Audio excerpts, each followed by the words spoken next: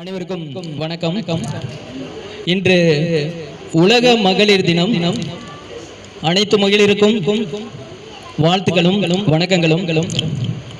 இங்கே நான் கொஞ்சம் பேசணும் அப்படின்னு வந்தேன், ஆனால் பதட்டமாக இருக்குது, கையெல்லாம் ஆடுது. இருந்தாலும் நான் பேச வந்ததை கொஞ்சம் பேசுறதுக்கு முயற்சி பண்ணுறேன். இந்த சிவன் கோயில் பக்கத்தில் அந்த கட்டட தொழிலாளர்கள்லாம் காலையில் பார்த்தீங்கன்னா கூட்டமாக இருப்பாங்க. அது மாதிரி சென்னையில் வடபழனி பேருந்து நிறுத்தத்தில் ஒரு கூட்டம் நிற்கும். அவங்க யாருன்னா துணை நடிகர்கள், ஜூனியர் ஆர்டிஸ்ட். நான் சென்னையில் இயக்குனருக்கான ஒரு முயற்சியில் இருக்கும்போது கிடைக்காம போய் நொந்து போய் சரி வேடிக்கை பார்த்தாவது சினிமாவை கற்றுக்குவோம் அப்படின்ட்டு அந்த கூட்டத்தில் போய் நின்னேன். அதே மாதிரி கூட்டிகிட்டு போனாங்க. ஒரு ஹோட்டலில் நடக்கிற ஒரு காட்சி. தூரத்தில் உட்கார வச்சாங்க. ஒரு ஆண் பெண் பிரித்து தூரத்தில் உட்கார வச்சாங்க. எனக்கு முன்னாடி ஒரு பொண்ணு உட்கார்ந்துருக்கா. எனக்கு ரொம்ப பதட்டமாக இருந்துச்சு. ஒரு பொண்ணு பக்கத்தில் உட்கார்ந்துருக்கிறது எனக்கு ரொம்ப புது அனுபவம். அதுவும் அந்த பொண்ணு பேசுறத பார்த்தா எனக்கு பொண்ணுங்க எப்படிலாம் பேசுவாங்களா அப்படின்லாம் நினைச்சேன்னா, அந்த அளவுக்கு நான் ஒரு பின்தங்கிய ஒரு மனநிலையில, ரொம்ப கூச்சமுடிய ஒரு மனநிலையில தான் சென்னைக்கு போயிருந்தேன். ஆனால் இன்னைக்கு அது என்ன படம், அது திரைப்படத்தில் வந்திருக்கா, அந்த காட்சி இருக்கா அப்படிங்கிறதுலாம் தெரியல. அப்படியே இருந்தாலும் ரொம்ப தூரத்தில் இந்த சிகப்பு சட்டை போட்டு உட்கார்ந்துருக்கேன் பாருங்க, அதுதான் நான் அப்படின்னு சொல்ற அளவுக்கு தான் அது இருக்கும். இன்னைக்கு சென்னையில் ஏதாவது ஒரு திரைப்படத்தில் நம்ம முகம் தெரிஞ்சிடாதா? நம்ம ஏதாவது ஒரே ஒரு டயலாக் பேசிட மாட்டோமா அப்படி மாதிரி ரொம்ப கஷ்டப்பட்டுட்டு இருக்கவங்க நிறைய பேர் இருக்காங்க. இன்னொரு அனுபவத்தை நான் சொல்லிக்கிறேன். ஒரு இயக்குனர்கிட்ட நான் அசிஸ்டன்ட்டுக்கான வாய்ப்பு கேட்டேன். என்கிட்ட நிறைய அசிஸ்டன்ட்ஸ் நிறைய இருக்காங்க, நீங்க வேணா நடிக்கிறீங்களா அப்படின்னு கேட்டாரு. சரின்னு சொல்லிட்டேன். மீசி எடுக்க சொன்னாரு, எடுத்துட்டேன். டவுசர் போட்டுக்க சொன்னாரு, போட்டுக்கிட்டேன். இடம் நாள் எல்லாமே சொல்லிட்டாங்க, போயிட்டேன். அங்க பார்த்தா ஒரே கூட்டம். பார்த்தா கிட்டத்தட்ட நிறைய டெக்னீஷியன், நிறைய ஆர்டிஸ்ட். இந்த படத்துல நம்ம நடிக்க போறோமா அப்படின்னு ரொம்ப ஆச்சரியமா இருந்துச்சு எனக்கு.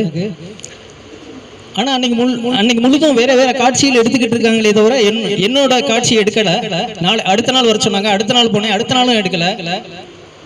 அப்புறம் அடுத்த ஷெட்யூல்டு அப்படின்ட்டாங்க, ஒரு மாசம் கழிச்சு வாங்க அப்படின்ட்டாங்க. ஆனா படம் பாதியிலே நின்று போச்சு. அப்புறம் அந்த டி நகர்ல இருக்கிற அலுவலகம் வந்து மூடப்பட்டுருச்சு. அந்த இயக்குனரை நான் பார்க்க முடியல.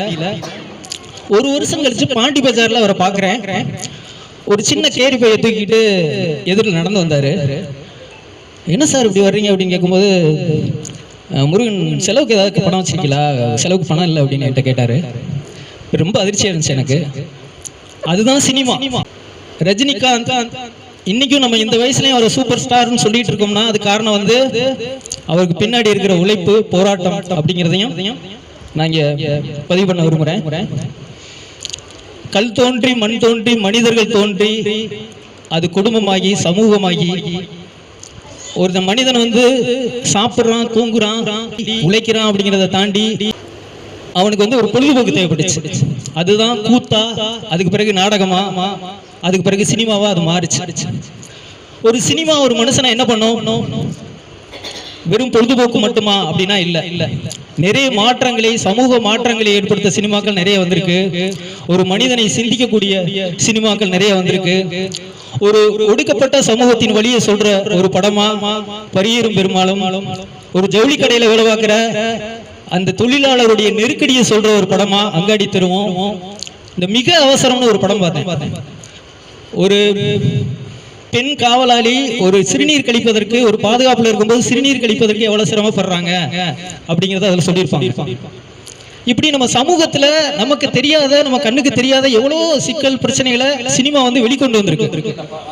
அதுவும் நல்ல படம் தான், நல்ல படைப்பு தான்.